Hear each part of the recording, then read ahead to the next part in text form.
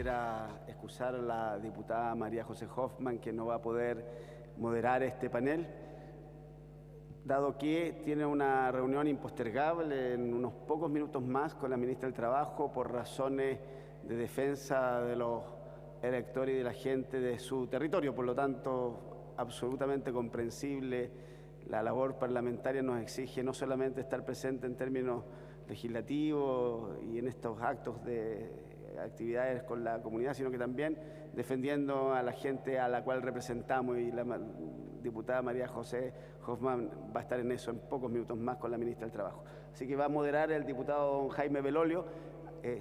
Quiero primero que nada agradecer que ustedes se hayan quedado a este seminario acá.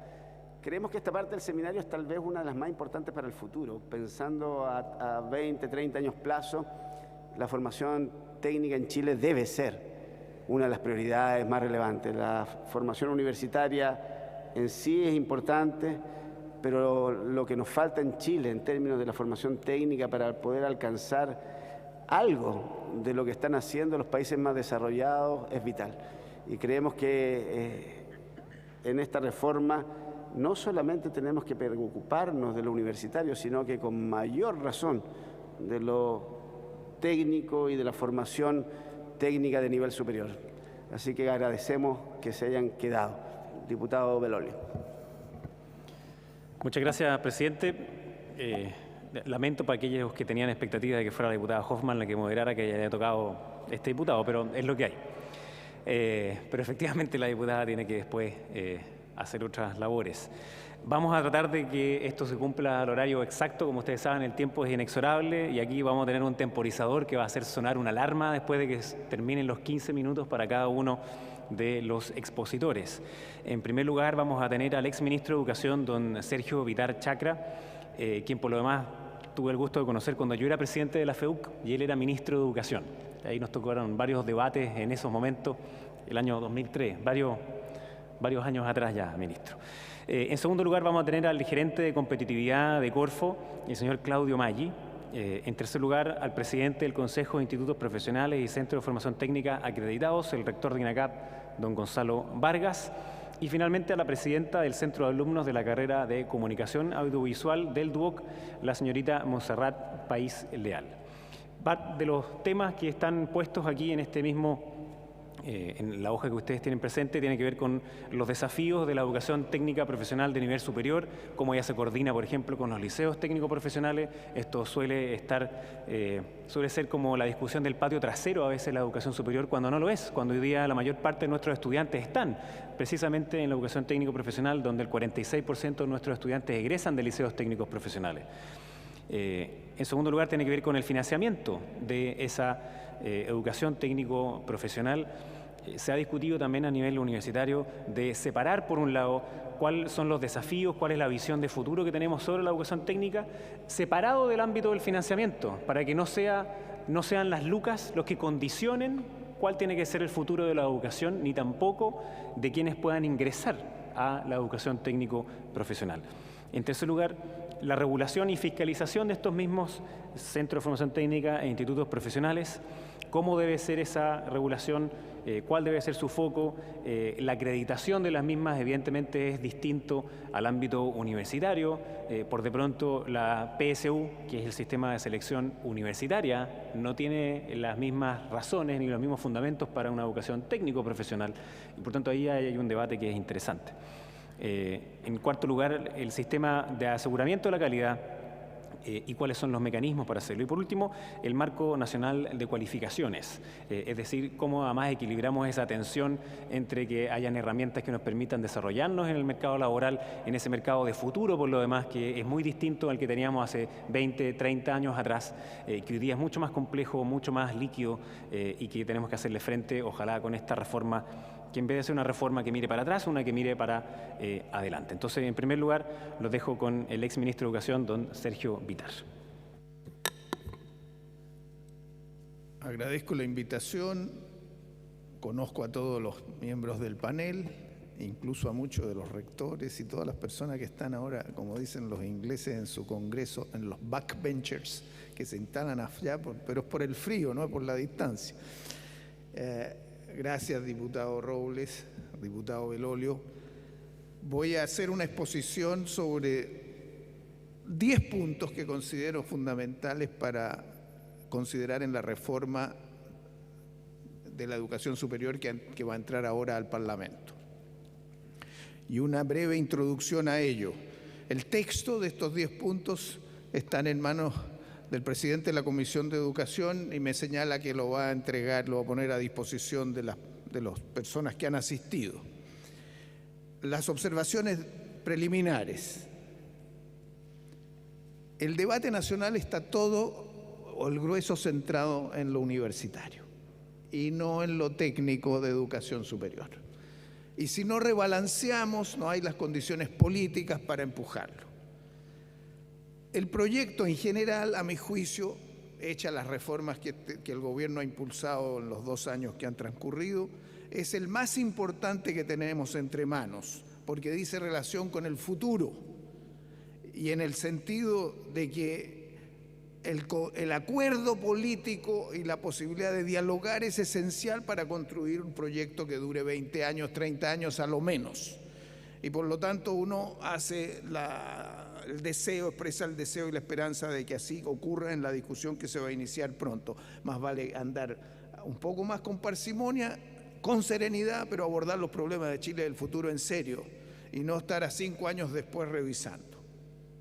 Enseguida, que la educación técnica está atrasada y que, sin embargo, es uno de los factores prioritarios en todos los estudios mundiales de largo plazo para lo que significa la nueva industrialización que se está planteando también en todos los textos. Nadie tiene muy claro cómo va a ser, pero sí está claro que no hay un desacople entre tecnologías y manufacturas, entre servicios y manufacturas. Es una combinación y por lo tanto la educación técnica de Chile no puede operar en el vacío de una política industrial o de una política de desarrollo de largo plazo con tecnologías más avanzadas. Porque si uno mira la experiencia de los asiáticos, es una condición para lograr el objetivo estratégico, la formación técnica. Pero si usted forma técnicamente y no tiene un objetivo estratégico, ¿dónde van esos jóvenes? Ahí hay que acoplar bien. Lo otro que quiero señalar es que Chile está hoy día en el primer lugar de cobertura, ya se ha señalado, en educación superior.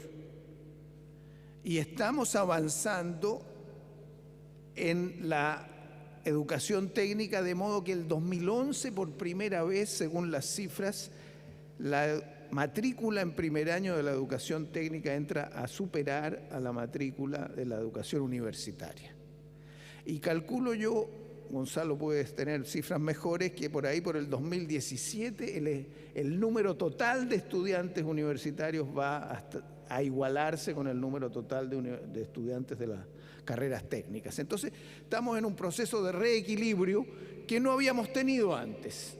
Y eso es positivo, a partir de lo cual hay que mejorar la calidad. Y lo último que quiero decir como fenómeno mundial es que todas las proyecciones anuncian que en 20 años más de la mitad de los trabajos actuales se van a ver destruidos y serán inventados nuevos. Entonces, en ese cuadro la pregunta es cómo forma a un joven o a una joven que va a tener que estar en áreas donde no sabe. Nadie sabe cuál va a ser ni qué se va a requerir. Y en ese sentido, digitalización, robótica, inteligencia artificial van a ser factores claves en los cuales Chile tiene que ponerse a la punta, y en particular por el cambio de trabajo y el término de ciertos empleos y su reemplazo por otros, lo que se llama educación para toda la vida, y que en inglés long life learning, que ese mecanismo no lo tenemos desarrollado todavía y que va a ser creciente en el futuro.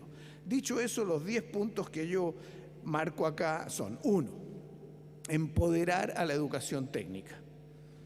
Representar, eso significa entregar un relato convocante que valorice el aprender haciendo, la conexión entre habilidad y ejecución, el valor del estudiante trabajador. y el camino para educarse y formarse toda la vida. Y en ese sentido, entonces, no subordinarlo o ponerlo como el pariente pobre de la educación universitaria. Tenemos que darle un realce en sí mismo. Punto 2.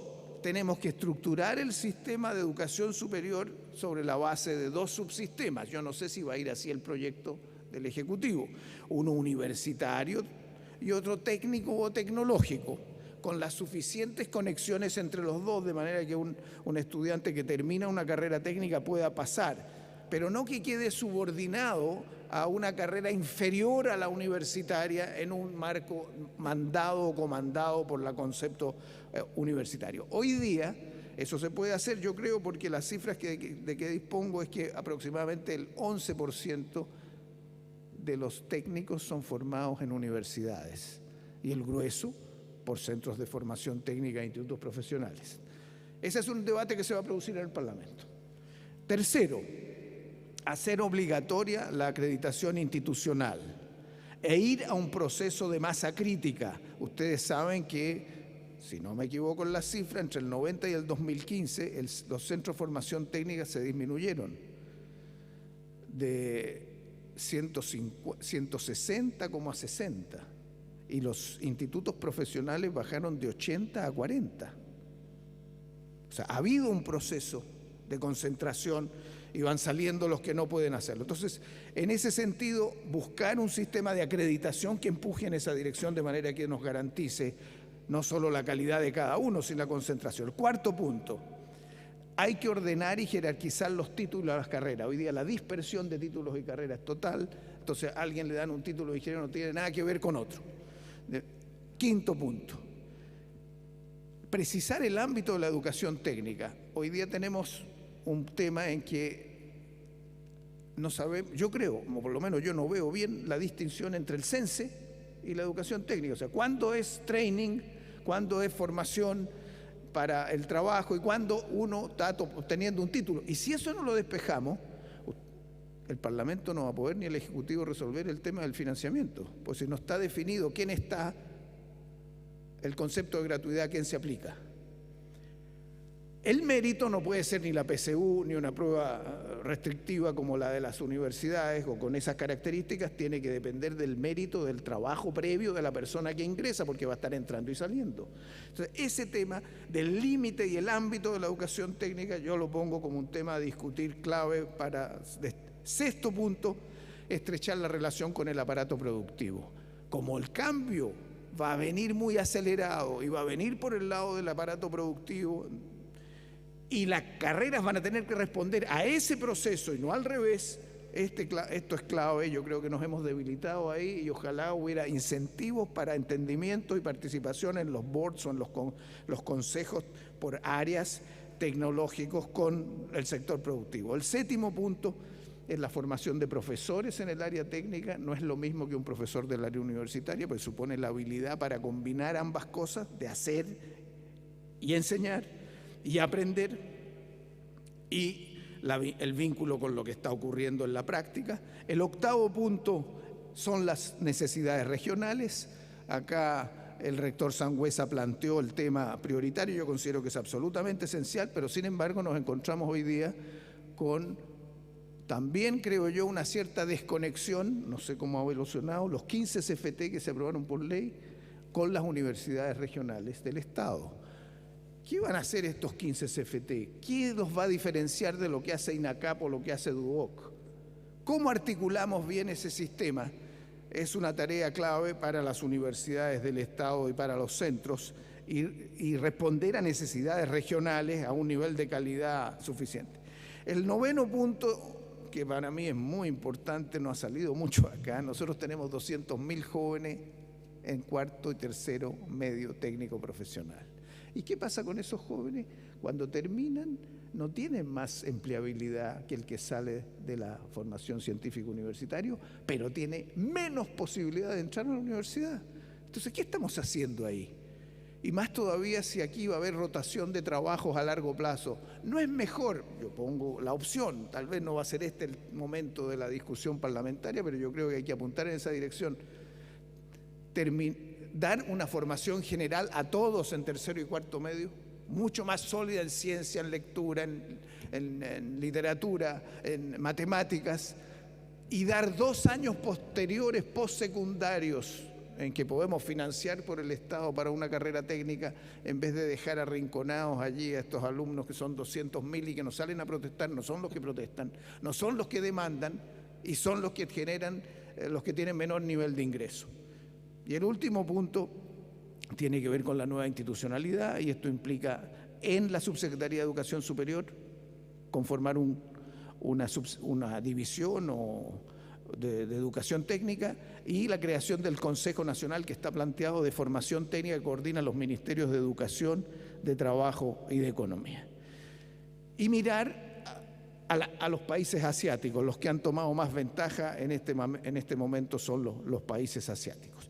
Esos son los puntos brevemente, y en las preguntas, si hay tiempo, puedo referirme a algunos aspectos más específicos, pero no quiero dejar de mencionar de que en este sector la beca de mantención es fundamental. No se puede solamente financiar el arancel. Gracias.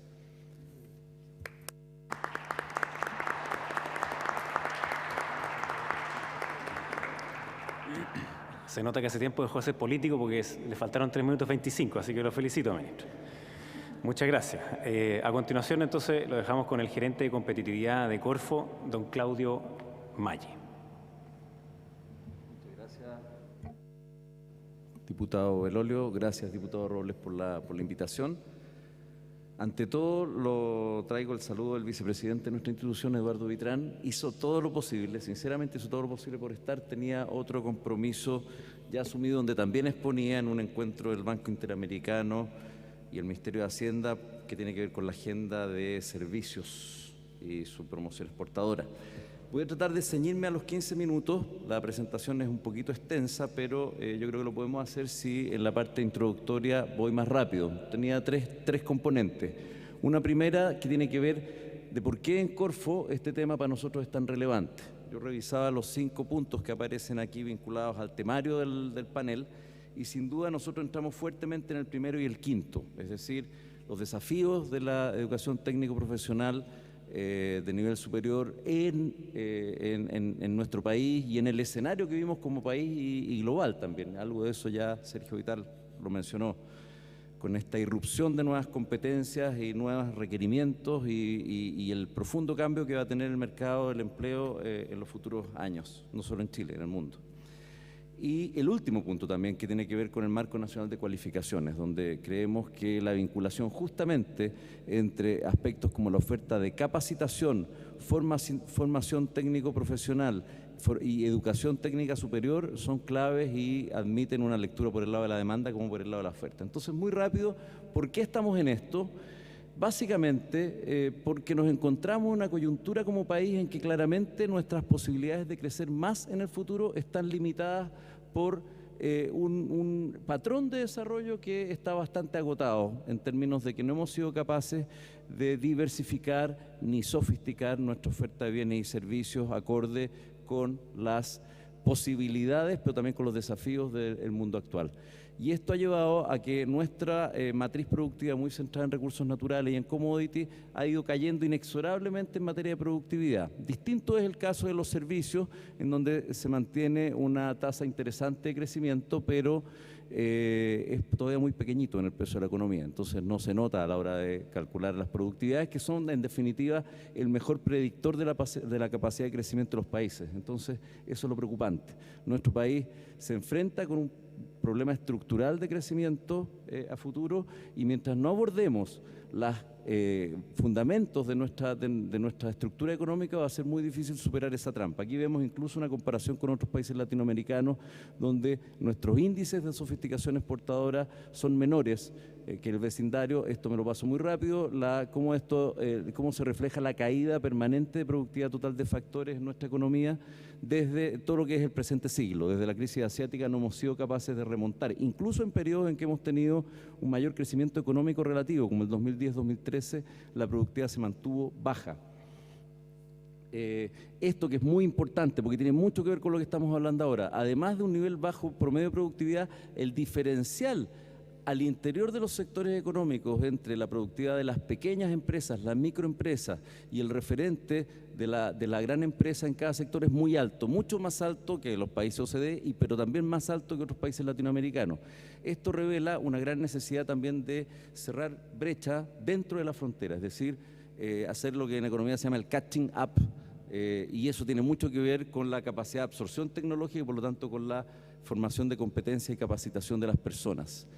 Lo anterior también se traduce en que nuestro esfuerzo innovador es muy bajo. Al tener un esfuerzo innovador bajo es muy difícil que podamos dar saltos en materia de productividad, que es lo que requerimos.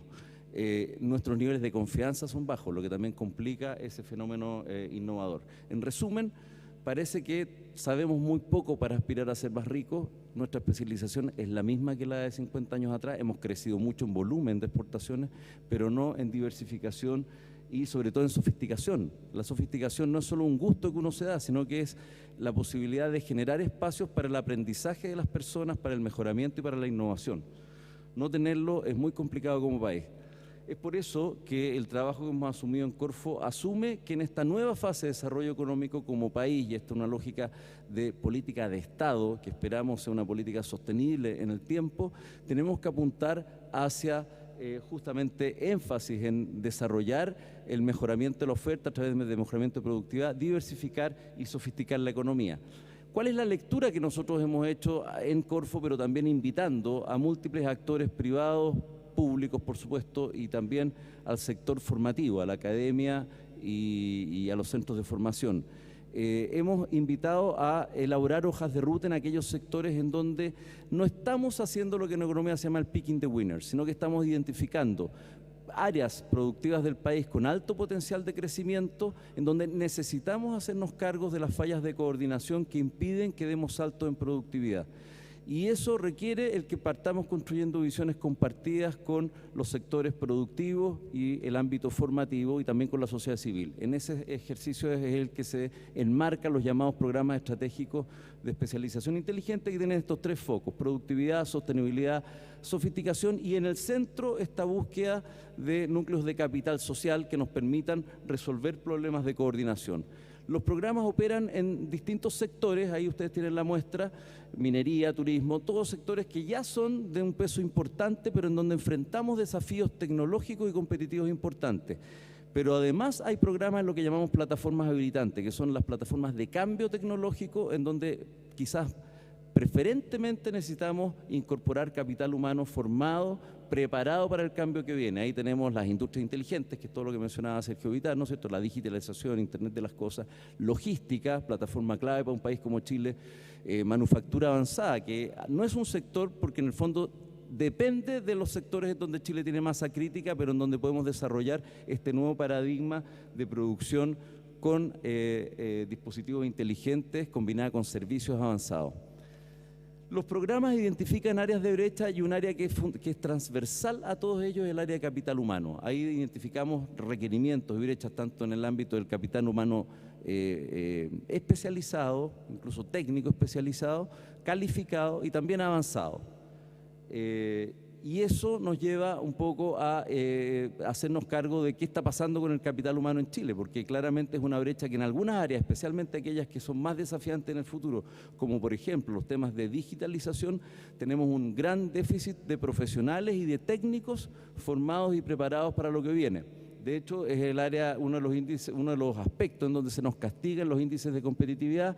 Obviamente hemos tenido avances, pero todavía estamos muy por abajo, como muestra el gráfico, de los países con mejor resultado. Voy rápido en esto porque entiendo que todos ustedes son bastante conocedores de estos aspectos, y efectivamente nos encontramos en un paradigma de competencias que es distinto al que prevalecía, al convencional en Chile. Hay competencias que incluyen habilidades blandas, que incluyen la adopción de nuevas tecnologías, que implica que revisemos también la forma en que estamos organizando nuestra oferta formativa, nuestra oferta de capacitación.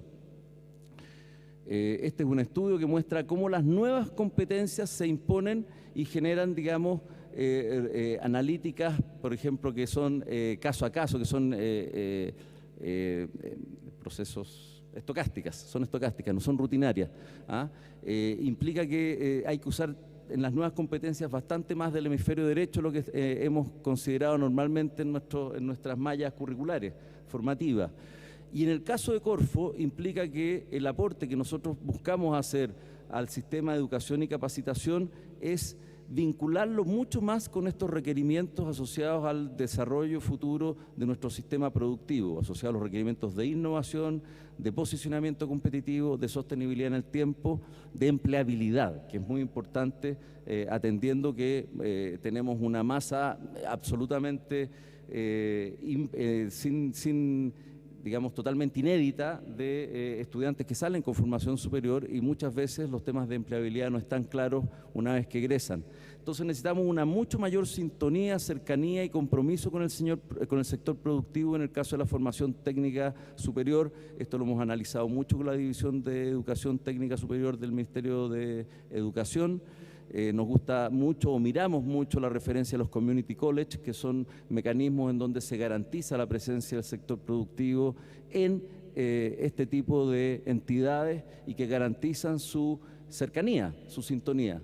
Por otro lado, necesitamos de la oferta, es decir, del Estado y las instituciones privadas, que se construya un sistema de educación articulado, tal como decía Sergio Vitar, que podamos articular los temas de certificación de competencias laborales y capacitación con formación técnica y formación superior en esta lógica de formación para la vida.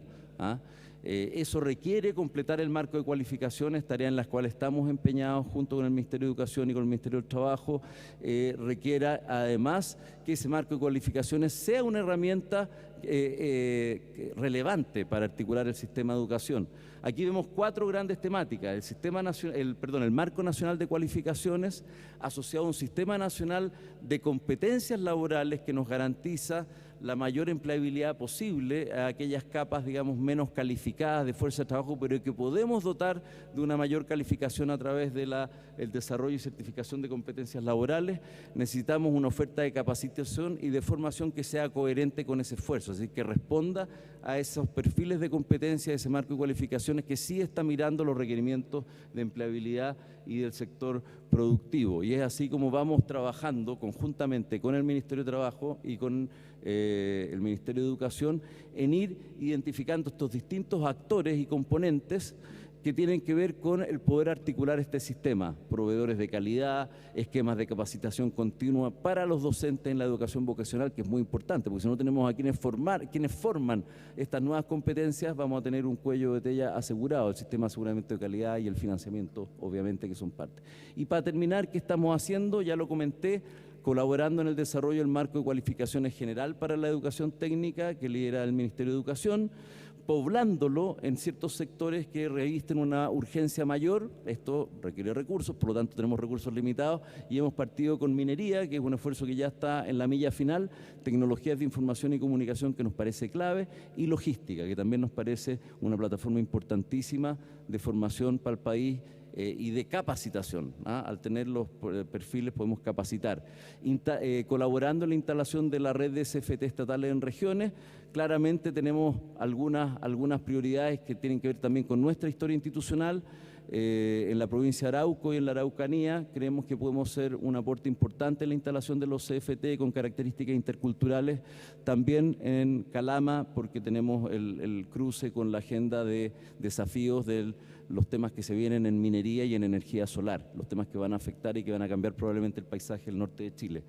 Y en particular tenemos un instrumento que tiene una gran demanda y que aprovecho de simplemente terminar la presentación mencionándolo, que son los programas de formación para la competitividad. Estos programas permiten hacer estudios específicos para desarrollar perfiles de competencia en función de demandas detectadas en las hojas de ruta de los programas que les presentaba hace un rato, cuando no existe la oferta de esa capacitación, armarla en un nivel piloto. Es así, por ejemplo, que en programación de software, que es un área bien crítica para poder incorporar técnicos y profesionales en los nuevos requerimientos de la digitalización, del Internet de las cosas, de lo que internacionalmente se conoce como la cuarta revolución industrial. Estamos haciendo un piloto con una de las entidades que forman parte de Vertebral para poder tener un curso de no más de 5 meses de duración, pero que permita a profesionales y técnicos establecer y certificar competencias en programación, en código, es decir, reinventarse y ser capaces de enfrentar los desafíos de eso. En turismo, más de 1.200 personas se están formando con estas becas en materia de guías específicos y también comercialización vía Internet. Construcción en madera, que es uno de los programas que está teniendo unos logros mayores, más visibles. También tenemos un gran cuello de botella en materia de la capacitación de los técnicos y los operarios. Energía solar, que probablemente ustedes sepan que la gran primera oleada de inversiones de paneles solares se tuvo que ser construida con técnicos extranjeros. En el mismo territorio en que la minería estaba expulsando técnicos, en el mismo tiempo teníamos a técnicos de Europa del Este o de China instalando los paneles porque no habíamos alcanzado a certificar competencias de técnicos nacionales. Y en procesos agroindustriales donde los desafíos de inocuidad, tratamiento de desechos y también de gestión administrativa son claves para dar un nuevo salto en materia de potencia exportadora. Hay mucho espacio para seguir trabajando esto, estamos muy abiertos a seguir recibiendo desafíos y, como les digo, esto es lo que estamos haciendo por el lado de captar requerimientos de demanda, pero también contribuir a conformar capacidades de oferta a través de este programa que tiene este rol principalmente articulador. Muchas gracias.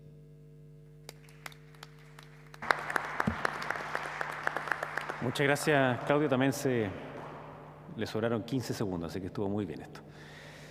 Gracias por la interesante presentación, además. Solo una cosa que quedó ahí, podría ser más adelante para que conversáramos, la observación astronómica. Chile es uno de los países que más inversión astronómica tiene en el mundo y todavía no tenemos los técnicos capacitados para eso, todavía tenemos que traerlos desde afuera. Entonces, ahora dejo con ustedes al presidente del Consejo de Institutos Profesionales y Centros de Formación Técnica acreditados, el rector de INACAP, señor Gonzalo Vargas.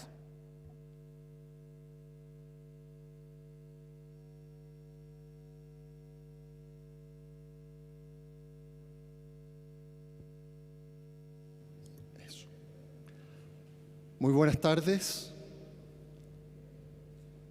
Quiero agradecer en primer lugar la invitación de la Comisión de Educación de la Cámara de Diputados a participar de este seminario en momento en que la reforma a la educación superior, ¿cierto?, las próximas semanas va a entrar el proyecto de ley al Congreso y esto va a ser probablemente uno de los temas de mayor atención público en el país. Decían los expositores anteriores, don Sergio Vitar y don Claudio Maggi, de la importancia de la educación superior técnico-profesional, ¿cierto?, en un país que requiere crecer, nuestra economía requiere crecer, requerimos aumentar la productividad, ¿cierto?, un país donde el crecimiento económico se estanca, donde la productividad se estanca y si queremos tener los recursos para poder atender sectores como la misma educación, la salud, la vivienda, el desarrollo de las ciudades, la única manera es aumentar la producción a tasas, a ritmos que hoy día no están ocurriendo. También es un país que tiene entre sus grandes prioridades disminuir la desigualdad, mejorar la equidad, la movilidad social. Y no se ha señalado, pero me atrevo a agregar, es un país que en los próximos 20, 30 años va a tener un serio problema demográfico. Hoy día, y así ha sido durante los últimos 20 años, nacen menos niños y a la generación que hoy se está formando le va a tocar hacerse cargo de los viejos, de los que a lo mejor hoy día estamos en la testera, salvo Montserrat. Vamos a estar jubilados y la experiencia europea muestra que si el país tiene mucha población pasiva y la población activa no es capaz de aumentar su productividad, le estamos heredando un problema mayor a nuestros hijos. La equidad, la productividad, la competitividad, la sustentabilidad del desarrollo de nuestra sociedad es la que está en juego.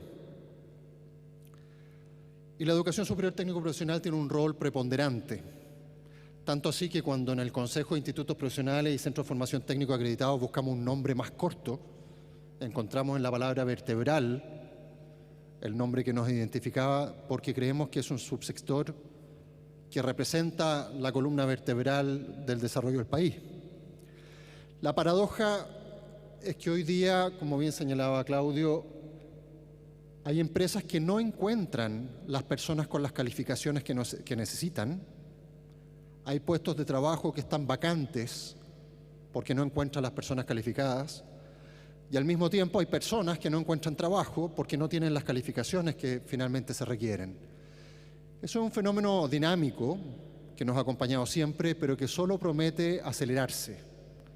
Decía don Sergio, ¿cierto? La digitalización, la inteligencia artificial, la robótica, el Internet de las cosas, crecientemente deja obsoleta los conocimientos y las habilidades que tenía anteriormente la gente, y es necesario responder o incluso anticiparse con mucho dinamismo a lo que va requiriendo el sector productivo, precisamente para lograr esos grandes objetivos de crecimiento, productividad, equidad, movilidad social, sustentabilidad.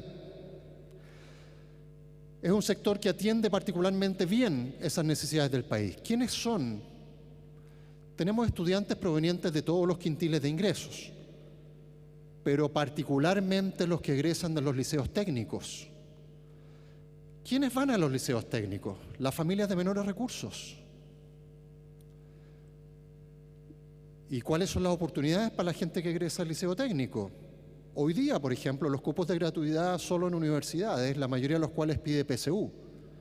Los egresados al liceo técnico entonces están en desventaja estructural porque la PSU pregunta por un currículum distinto del que ellos estudiaron. Entonces se da lo que llamamos en educación el principio de Mateo. El que tuvo más oportunidades vuelve a tener más oportunidades. El que tiene menos oportunidades tiene.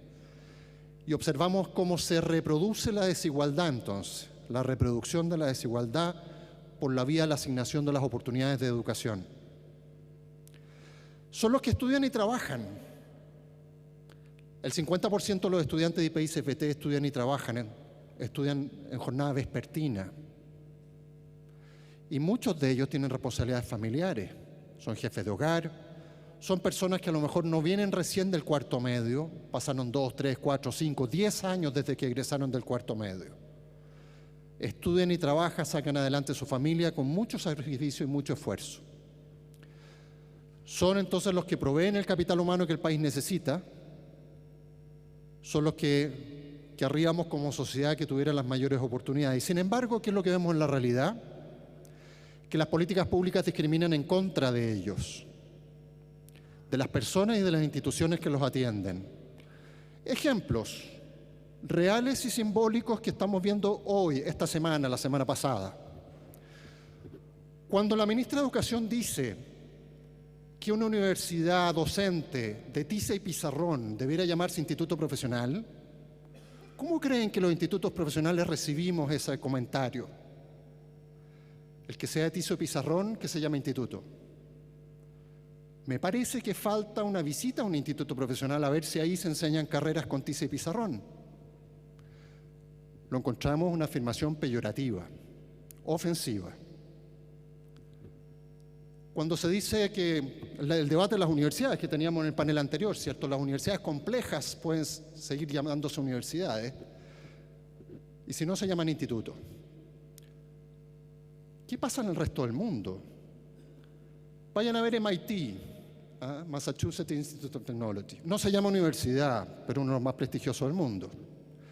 Una gran école en Francia no se llama universidad, son más prestigiosas que las universidades. Vayan a una Fachhochschule alemana, un politécnico finlandés, a un instituto tecnológico coreano, un college inglés o canadiense. Y van a encontrar instituciones técnicas y profesionales de clase mundial que no son de tiza y pizarrón, donde las políticas públicas a veces también hay un debate fuerte, igual que en Chile, de estatus, de privilegios. Tenemos una discusión hoy día, la reforma a la educación superior que promete como principal bandera combatir la desigualdad, reproduce la desigualdad. Ejemplo, cómo se implementó la gratuidad del año 2016. 21 de mayo del año pasado se anunció para IPI-CFT también, pero el 21 de diciembre se bajaron los IPI-CFT de la gratuidad y se le echó la culpa al fallo del Tribunal Constitucional. Y eso no es cierto. El fallo del Tribunal Constitucional no prohibió la gratuidad en IPI-CFT sin fines de lucro. Lo que dijo es que no se podía discriminar a estudiantes en igual condición en razón de la naturaleza jurídica de la institución en la cual estaban, y por secretaría se los excluyó. Las becas. Hoy una beca bicentenario en la Universidad del Cruz para la gente que no está en los primeros 5 deciles mantiene beca que cubre el 100% del arancel de referencia. Las becas en IPI y CFT no cubren el 100% del arancel de referencia, cubren alrededor de la mitad. Un estudiante universitario con gratuidad actualmente recibe un financiamiento que es entre 10 y 15 veces superior al financiamiento que recibe un estudiante de carrera técnico de nivel superior. Entre 10 y 15 veces, eso es lo que invierte el Estado. Un estudiante universitario recibe el mismo financiamiento que 10 o 15 estudiantes de carreras técnicas.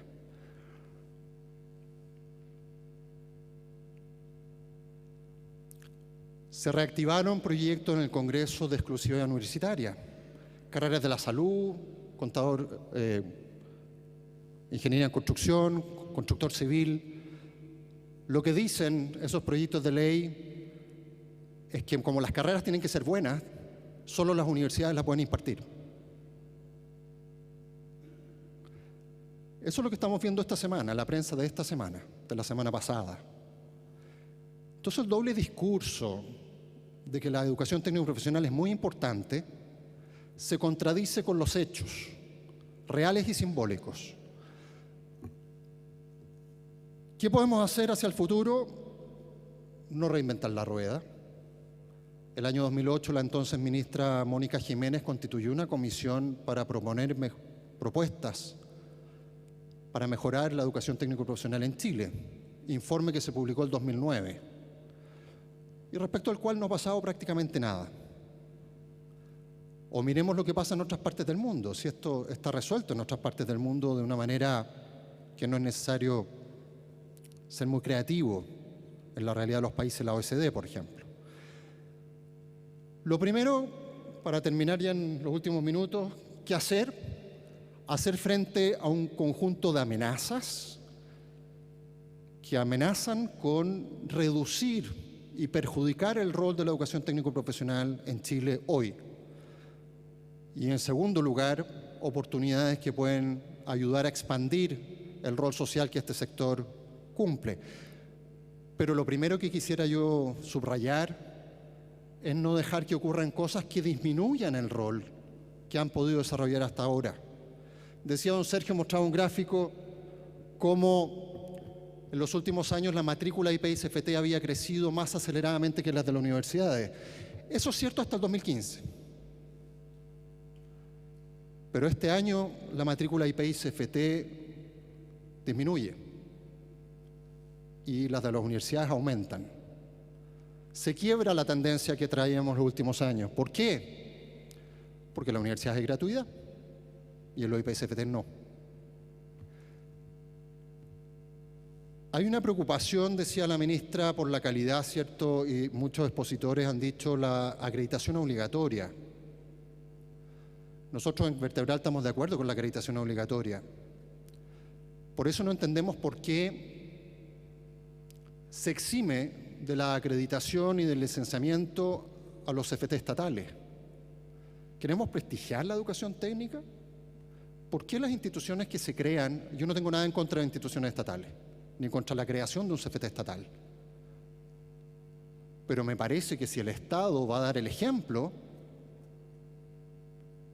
no puede al mismo tiempo ser la única institución que esté eximida de la acreditación. Lo que vamos a tener es una asignación de recursos a carreras de inferior calidad, de menor pertinencia, a mayor costo. O sea, lo primero que tenemos que hacer es no echar a perder lo que se ha hecho hasta ahora.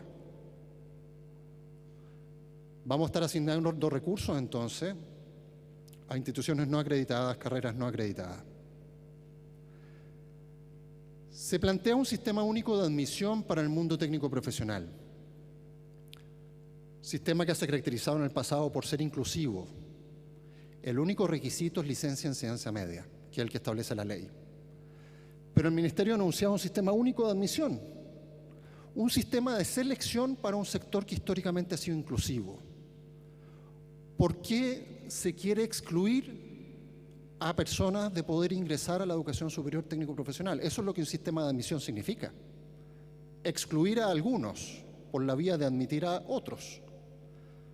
¿Por qué no todos? Entonces nos dicen, no, es que los recursos no alcanzan. Entonces ahí es donde uno dice, parece que nos confundimos. ¿Esto era un derecho o no es un derecho? ¿Cómo se accede a ese derecho? Los más pobres, los que van al liceo técnico, los que no van a dar la PSU, los que tienen mayores problemas en lenguaje y matemáticas, porque el currículum de tercero y cuarto medio tiene menos horas para lenguaje y matemática, a ellos se les van a asignar los cupos en desventaja. Al que estudia y trabaja, al que egresó el cuarto medio hace 3, 4, 5 o 10 años y va a estar condenado por su nota de enseñanza media hasta que se mueran. Y si tenía problemas en su familia, en su casa, y eso le perjudicó su nota de enseñanza media, su ranking, cuando tenía 15 años, resulta que cuando tenga 30 le vamos a decir, no, es que usted cuando tenía 15 años o era inmaduro o tenía problemas en la casa, usted tuvo malas notas. Esa es la sociedad de las oportunidades que queremos construir. La verdad es que para mí es un retroceso. Oportunidades hay muchas. Marco de cualificaciones, Skill Council, el financiamiento del CENSE, la franquicia tributaria.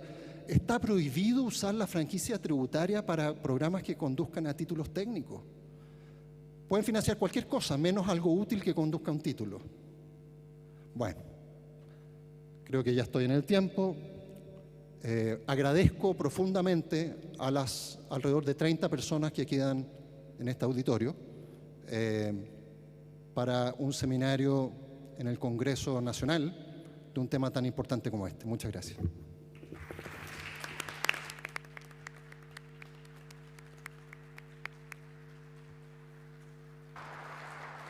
Muchas gracias, rector.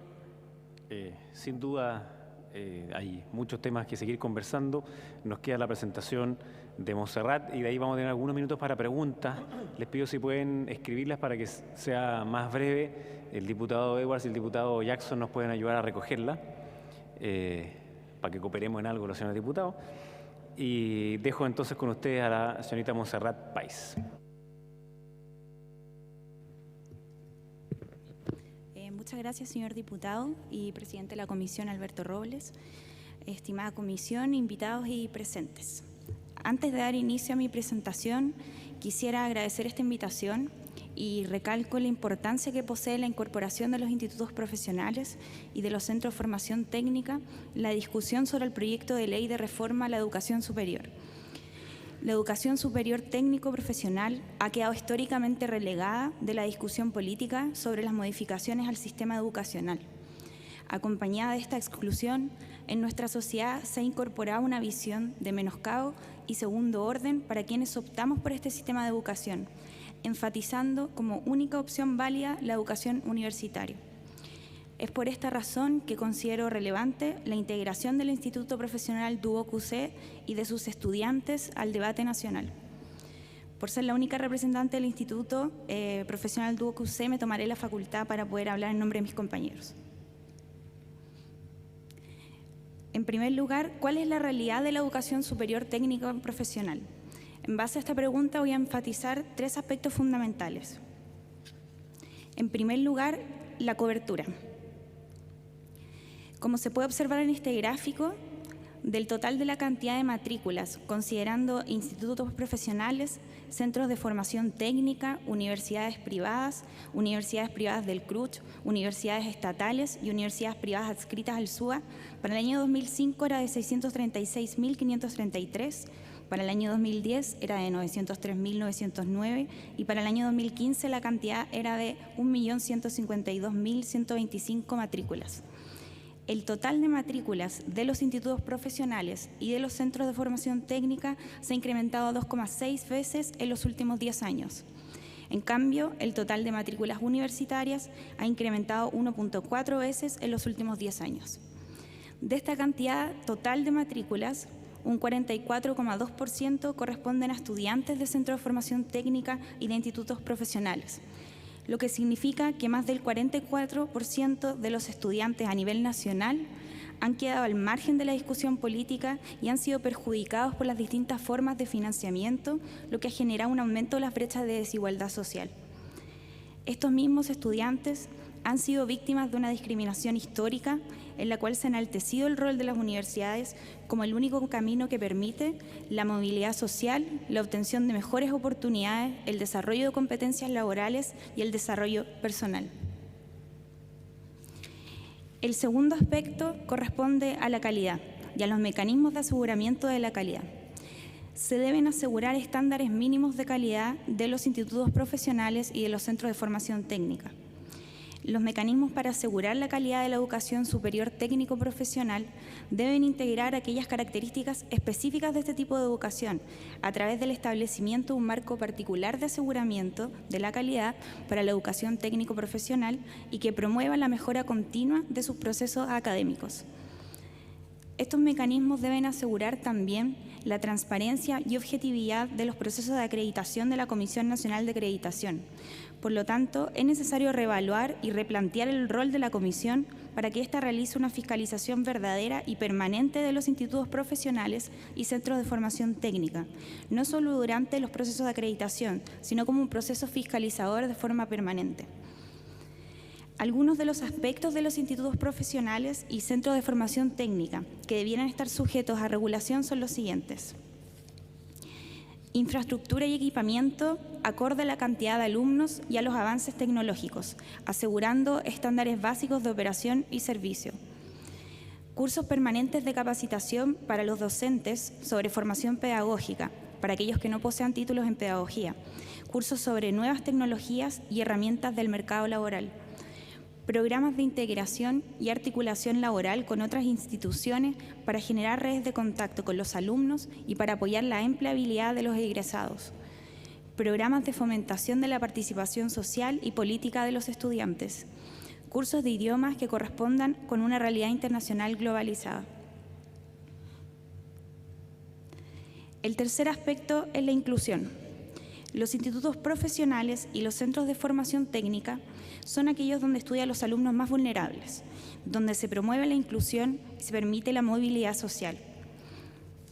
Para el año 2015, 67% de los estudiantes que ingresaron al Instituto Profesional Duoc-UC para estudiar en jornada diurna o vespertina corresponden a los 3 primeros quintiles de la sociedad. De estos alumnos, un 36% proviene de hogares en los cuales sus padres tienen educación media incompleta o menos, y un 37% tiene padres con educación media completa, lo que significa que un 73% de alumnos son primera generación de sus familias en estudiar una carrera técnica o profesional en el sistema superior. De estos alumnos, un 62% proviene de colegios particulares subvencionados y un 31% de colegios municipales. Por lo tanto, solo un 7% de los alumnos que ingresaron en el 2015 provienen de un colegio particular pagado. En conclusión, son estos los alumnos más vulnerables del sistema educacional superior y que se ven perjudicados por los acuerdos políticos arbitrarios sobre el financiamiento y la gratuidad. La máxima cantidad de años de acreditación entregada por la Comisión Nacional de Acreditación es de un periodo de 7 años. Existen 3 instituciones que poseen esta máxima: Universidad de Chile, la Pontificia Universidad Católica y el Instituto Profesional Duoc-UC. De estos 3, el único que no recibe beneficios económicos en términos de aportes basales, aporte fiscal indirecto u otros fondos estatales es el Instituto Profesional Duoc-UC.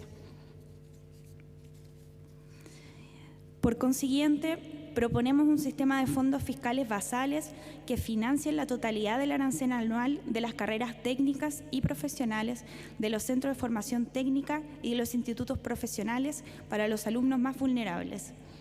Junto con la totalidad del arancel anual, se deberían financiar investigaciones científicas y tecnológicas, proyectos y creaciones artísticas de los centros de formación técnica y los institutos profesionales que cumplan con los requisitos de calidad de la acreditación de la Comisión Nacional de Acreditación. En este contexto, se propone avanzar hacia una educación técnica profesional que sea integral, considerando aquellas instancias de aprendizaje o competencias que tienen relación con el mercado laboral. Como este financiamiento es a través de fondos públicos, se debería fiscalizar y sancionar el lucro. Es pertinente legislar sobre la prohibición del lucro en centros de formación técnica e institutos profesionales que reciban estos fondos públicos. Junto con esta legislación, es fundamental elaborar sanciones económicas y judiciales para quienes lo realicen.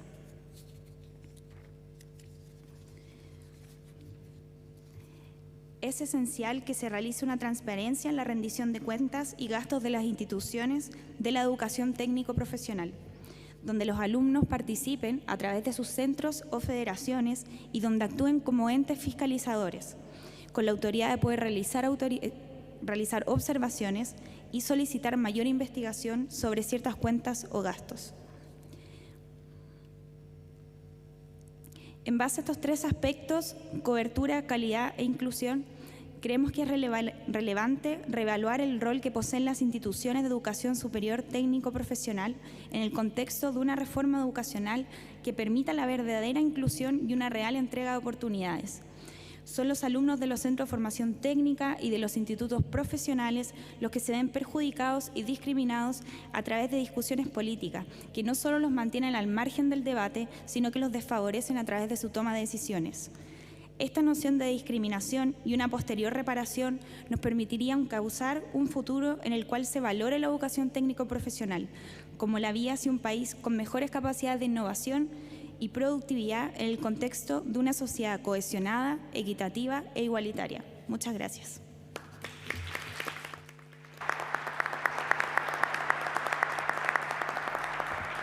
Muchas gracias, Montserrat. Agradezco a todos los expositores por haber además estado no solamente en el tiempo, sino que haber sido súper concretos en cuál era la posición, cuáles eran los temas en discusión. Y agradezco al diputado Jackson que me trajo aquí también algunas de las preguntas que le vamos a hacer al panel en los minutos que nos quedan. La primera dice, ¿cómo se pretende fortalecer la industria técnica si hay profesionales universitarios que hoy utilizan puestos de técnicos?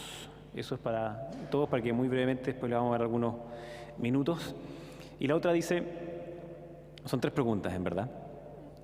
¿Debe estar el acceso a la educación superior a cargo del mercado, oferta y demanda, o de criterios enfocados a la calidad, inclusión, pertinencia y retención? Esa es la primera. La segunda dice, ¿cómo lograr una articulación entre la educación media, humanista, científica, ITP, con los distintos caminos en la educación superior, CFT, IP y universidad? ¿No valdría la pena primero explicitar cuáles son las diferencias entre un CFT, un IP o una universidad, que por lo pronto hoy día en la ley está muy mal explicitado, en mi opinión? Y en tercer lugar, ¿creen que se debería partir la gratuidad universal con nuevos sistemas de financiamiento por la educación técnico-profesional? Entonces, vamos en el mismo orden inicial. Don Sergio Vitar tiene 3 minutos. Gracias. Sobre partir por la educación técnica o partir por la educación universitaria, yo me permitiría sugerirle a los diputados que están en esta reunión, que son 3. 4. Hay que retomar, yo qué diría, si uno quiere quiere avanzar con más igualdad, tiene que tomar la educación técnica. Y los muchachos de educación técnica se manifiestan menos, Montserrat lo ha dicho muy bien y te felicito, creo que ha sido una intervención bien precisa. No tienen la capacidad de comunicación o el arrastre en los medios de comunicación que tiene la educación superior y de las universidades más prestigiadas. Entonces, hay que tomar ese elemento. Segundo, si yo quiero tener una economía que me cambie la estructura productiva, que es lo que viene después de la baja de los precios del cobre, el superciclo, toda la discusión mundial por lo demás sobre esta materia, educación técnica. Y si yo quiero mostrarle a los papás de que esto no es un hermano menor, tengo que hacer un nuevo relato técnico-político de la importancia de la educación técnica. Ahora, dicho eso, eso no se arregla con el mercado, O sea, tiene que haber una política pública más clara. Y lo otro, quiero decir acá, yo siempre he dicho en las reuniones del Consejo que se formó consultivo, toda la educación superior tiene que ser sin fines de lucro. Yo no veo por qué el gobierno no ha enviado el proyecto que haga que toda la educación sea sin fines de lucro. Si yo tengo una universidad que es sin fin de lucro y tengo un instituto que lo es, que es con fin de lucro, yo puedo estar haciendo precios de transferencia, transfiriendo recursos. O sea, si la lógica es puramente financiera, es un error, pero también es un error desde el punto de vista del sentido de la educación. Lo otro que quiero señalarles es que tiene que haber y puede haber un financiamiento especial para no solo la gratuidad de la educación, que por lo demás es progresiva, nada es instantáneo. O sea, esta discusión de lo universal, no universal, es un punto al cual habrá que apuntar, pero uno tiene que mirar a 5 años plazo. Pero ¿se le puede dar financiamiento basal? Claro que se le puede dar financiamiento basal. Si hay todo un área de aplicación de la tecnología a la solución de problemas concretos nacionales. ¿Y por qué un centro de formación técnica o instituto profesional en una fase superior de convergencia, de calidad, no va a poder hacer aplicaciones e investigación? Entonces ahí tiene que haber un fondo para llenar lo que se llama en toda esta discusión mundial el Valle de la Muerte, que es la zona que está entre la investigación científica, la aplicación y viabilidad técnica y la viabilidad financiera de ese negocio. Esa zona siempre está vacía y por lo tanto ahí es donde los países más desarrollados, los norteamericanos, los chinos, en eso tienen especial capacidad. Entonces yo diría sobre el tema financiero aquello y terminaría con el tema del acceso. Acá el acceso va a ser cada vez más presionado por la educación para toda la vida. Y no estamos dando cuenta de eso. Todavía estamos pensando en una educación una vez en la vida. No, se acabó ese cuento. Entonces, si yo no me preparo ahora para 10 años más, la cosa no me va a ir bien como país. Y en ese sentido, entonces, ¿quién tiene mérito para entrar en la educación técnica? No es simple. Hemos estado conversando eso. Aquí está el director de la agencia actual o futura, si es que lo nombran futura, y ojalá no lo nombran, porque es muy experimentado. Entonces, ¿qué vamos a hacer con el acceso? ¿Es igual que para las universidades? No. Hay disposición, hay una persona que no estudió y es un experto estupendo y que se formó en el trabajo. ¿Cómo vamos a medir aquello? ¿Quiénes entran? Pero al mismo tiempo que digo eso, yo digo, no entran todos. Porque entonces, ¿cómo yo determino la gratuidad si entran todos? Y el límite con la educación, con el CENSE. Gonzalo decía, hay recursos. Ese punto tenemos que definirlo. Yo no lo tengo claro, pero creo que es un debate indispensable de hacer. Muchas gracias. Claro. Muchas gracias, don Sergio. Sus 4 minutos, don Claudio. Gracias, diputado. Efectivamente, el tema de la franquicia del CENSE no debería quedar abajo del debate porque no la estamos utilizando en su potencial total.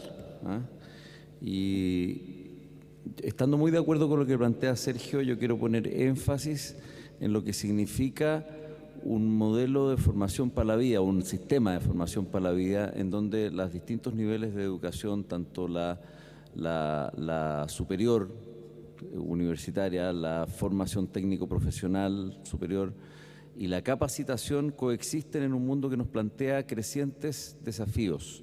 Y en ese sentido los desafíos vienen, por un lado, de la mano de poder generar espacios de sintonía fina con los actores económicos, con los actores productivos, pero no es suficiente, eso es necesario, no es suficiente porque ni siquiera muchas veces los propios actores tenemos claro qué es lo que se nos viene en materia de transformación.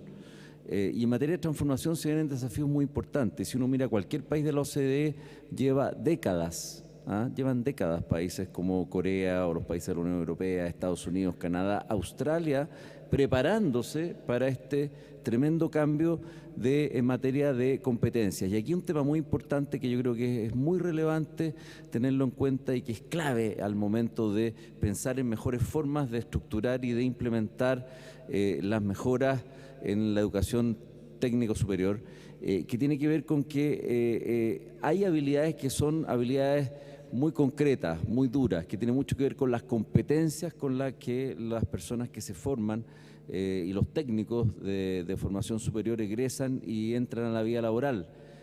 Tal vez entran antes de egresar en muchos casos, es otra alternativa que también tenemos que mirar. Y tiene que ver con ciertas habilidades blandas, cierta capacidad de aprender a aprender, que es consustancial a el mundo que se nos viene desde ya. Y eso no es una materia privativa de la educación universitaria, también tiene que ser parte fundamental de la educación técnica superior. Yo creo que en materia de calidad, todo lo que esté en nuestro alcance para generar mecanismos de acreditación y de check and balance en términos de calidad, ojalá, digamos, con participación también de los actores que forman parte de la demanda del empleo laboral, del mercado laboral, digo, son bienvenidos. Y en materia de gratuidad coincido, yo creo que independientemente de que todo pueda ser perfectible, yo entiendo que Chile adoptó un camino y ese camino tiene que seguir hacia adelante en materia de cobertura universal y lo más progresiva posible de los requerimientos de educación asociados al financiamiento de la misma. Muchas gracias, Claudio. Don Gonzalo.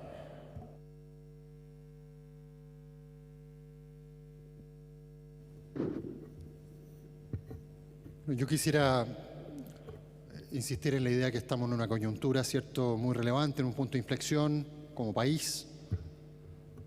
Por una parte, la educación superior técnico-profesional tiene un muy buen futuro. Somos muy optimistas respecto del largo plazo. Y no por un voluntarismo, sino que por sencillamente la sociedad lo requiere. Es la experiencia mundial. Todas las tendencias tecnológicas, demográficas, del conocimiento, de la educación, así lo indican. Independiente cuál sea el modelo que el país elija en términos de su desarrollo socioeconómico, la educación superior técnico-profesional va a ser un área prioritaria, un área muy importante, y así uno lo ve a nivel mundial.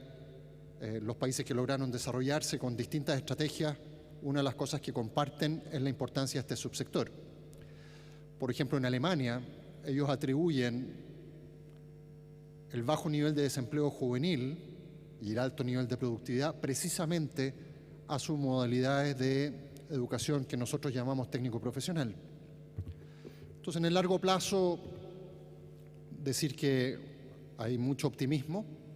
Las herramientas de regulación de la calidad, de la pertinencia, de coordinación con los sectores productivos, ya sea un Skill Council, un marco de cualificaciones o modalidades flexibles, duales, semipresenciales, etcétera, son cosas que se están viendo hace ya varios años en países más desarrollados y nos hace ser, como digo, optimistas en el largo plazo.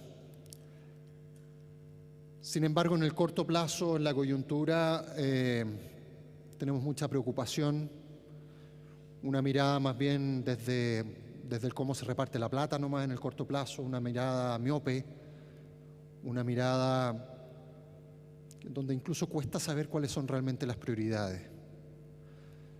Nos gustaría ver una política pública que buscara prioritariamente, por ejemplo, aumentar la cobertura a los primeros quintiles de ingreso en educación superior. Alguien podrá decir, bueno, pero si hay gratuidad para los primeros 5 deciles.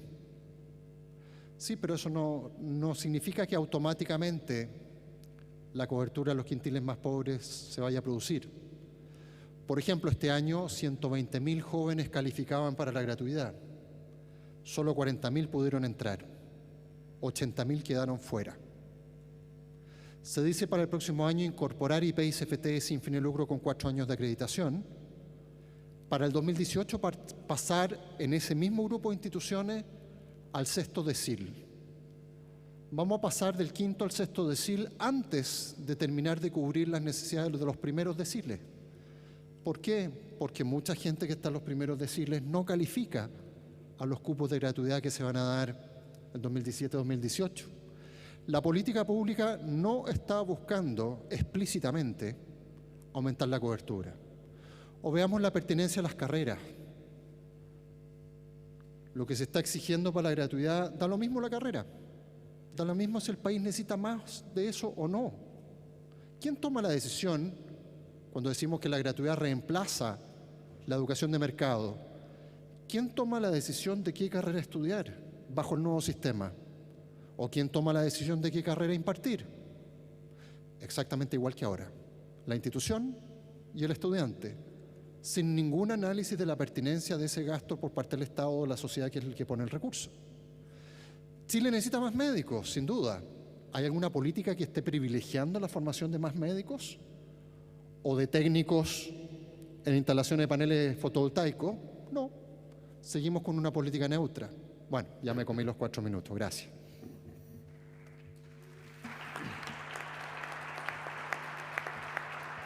Muchas gracias, rector, y terminamos entonces con Montserrat. Yo creo que todo comienza con una revalorización de lo que es la educación superior técnica profesional. El foco de las políticas públicas y de las tomas de decisiones deberían estar en estos alumnos, que son los alumnos más vulnerables. Si es que queremos permitir una movilidad social, si es que queremos impulsar hacia una igualdad, lo primero que hay que hacer antes de reestructurar es revalorizar esta educación.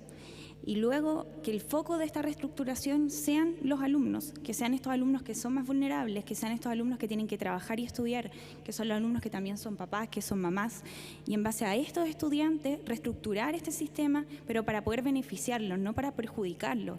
Porque las tomas de decisiones y las políticas públicas que se están haciendo ahora no los benefician. Y no estamos logrando llegar a esta igualdad social o a una sociedad que sea más equitativa o una sociedad que sea más igualitaria. Yo creo que ese es el foco de atención y ese es el foco de interés que debería existir. Muchas gracias, Montserrat. Démosle un aplauso a los expositores.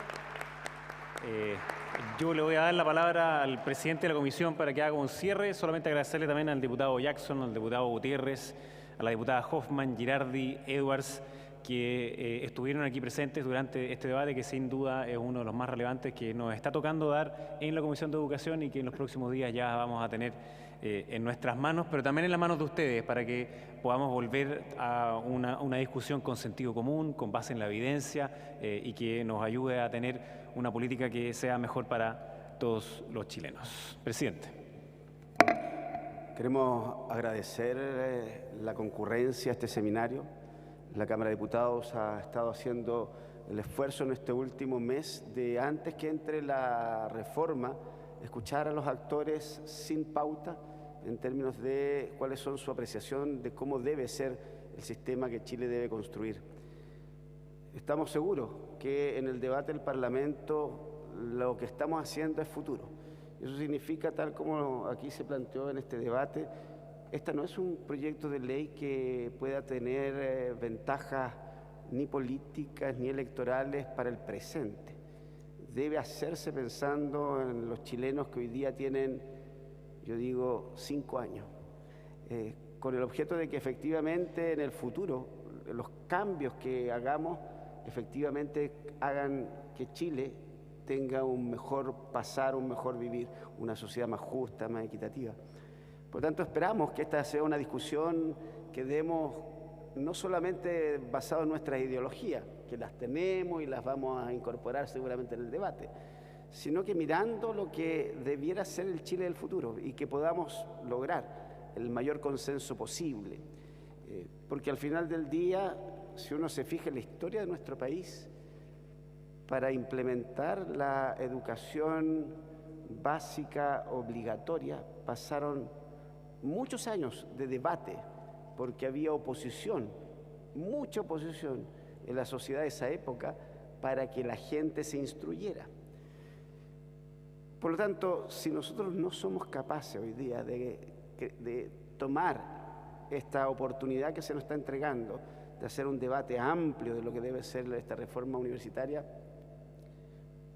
nos vamos a perder una gran oportunidad. Por eso creo que es muy importante escuchar a todos, las posiciones que se tengan, defender los intereses que se tengan, los del corto plazo, el mediano plazo y los del largo plazo, pero al final buscar la mejor solución para el Chile del futuro, no para los intereses del presente.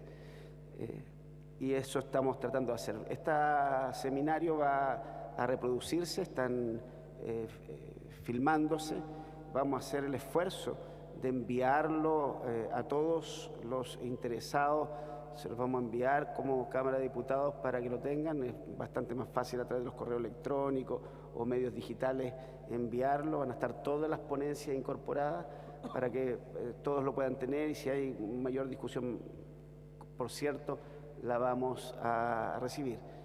Próximamente la ministra ya lo indicó, va a ingresar el proyecto de ley. Cuando ingresa un proyecto de ley, la discusión ya se hace en base a un texto, no a lo que uno quisiera, sino que a lo que se presente, y por lo tanto cambia el foco de la discusión. Terminar agradeciéndole a las participantes, tanto de este panel como del panel anterior, agradecer la presencia de los que aquí se convocaron. Me decía el exministro Vitar algo muy relevante. Me decía que hoy día uno estaba esperando, y la verdad es que me hizo mucho sentido lo que él me dijo. En el pasado uno venía a estos seminarios, a estas conferencias, esperaba que esto estuviese repleto porque aquí se producía la escucha, se producía el debate, pero no es así. Hoy día, me decía el ministro Vitar, la gente lo ve por streaming, lo ve a través de los distintos medios, por lo tanto va a tener acceso a la discusión. Yo creo que nosotros también vamos a recibir el feedback de lo que hemos realizado acá. Agradecer a todos y muchas gracias por su concurrencia.